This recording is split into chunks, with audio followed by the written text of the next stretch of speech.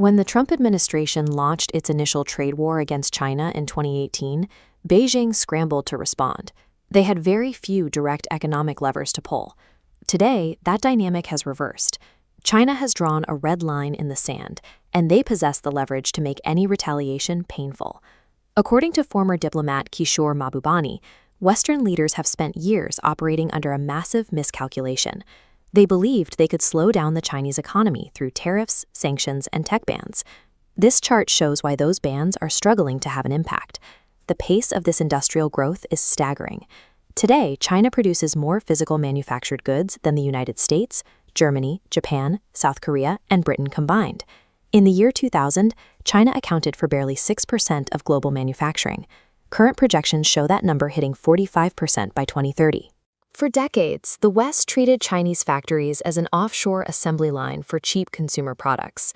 This strategy allowed China to integrate itself into every level of the manufacturing process, making it the unavoidable center of the global economy.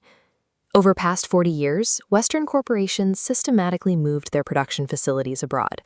To maximize quarterly profits, they shipped assembly jobs overseas, taking advantage of lower labor costs while focusing on high-margin sectors like finance and software at home. Now, politicians are pushing a strategy called decoupling. The idea is to reduce reliance on Beijing by moving factories to emerging manufacturing centers in places like India, Mexico, and Vietnam. This strategy often ignores a physical reality.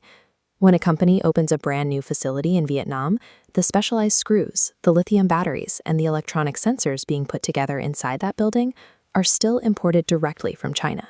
Relocating an assembly line creates a geographical illusion. In reality, the underlying supply chain remains completely anchored to Chinese manufacturing. China's real advantage has long stopped being cheap labor. It is industrial proximity. Decades of focused investment built massive, highly integrated supply webs into single megacities like Shenzhen.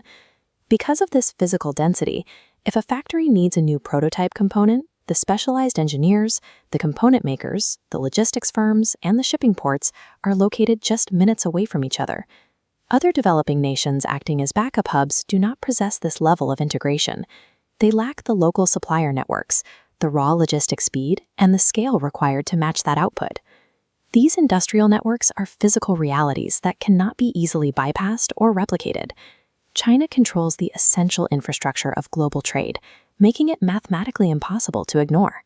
Rare earth minerals represent the most critical layer of industrial dependency, shifting the focus away from basic consumer goods to high-technology hardware. These materials are required to build the highest-stakes hardware on the planet.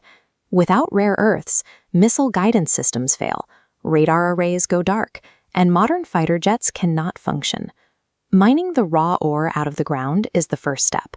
The true choke point is refining those rocks into usable industrial materials, a process that is expensive, highly technical, and environmentally regulated. Because Western nations abandoned industrial processing due to costs, China now controls 85 to 90% of global rare earth processing capacity. This reveals severe supply network vulnerability. An electric vehicle requires 2 kilograms of rare earth magnets. If missing, the car cannot be completed. Without Chinese refining plants, both the global transition to green energy and the defense industries of Western nations struggle to function.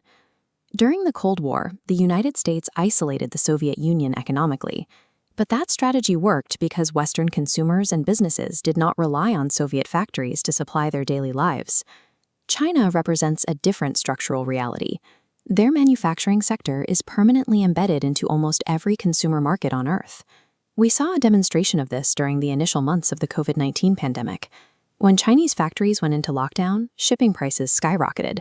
Global product shortages appeared, and severe inflation followed.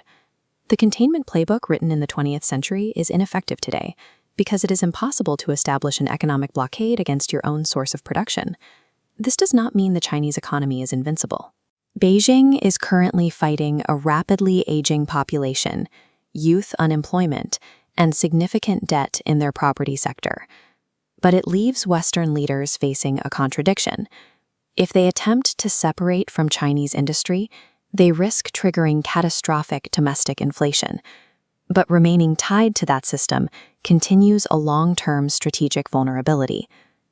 The decades where Western capitals dictated global economic terms are closing.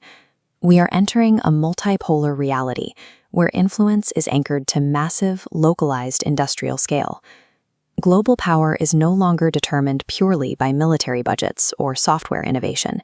It is determined by the physical capacity to build the products the world depends on to survive.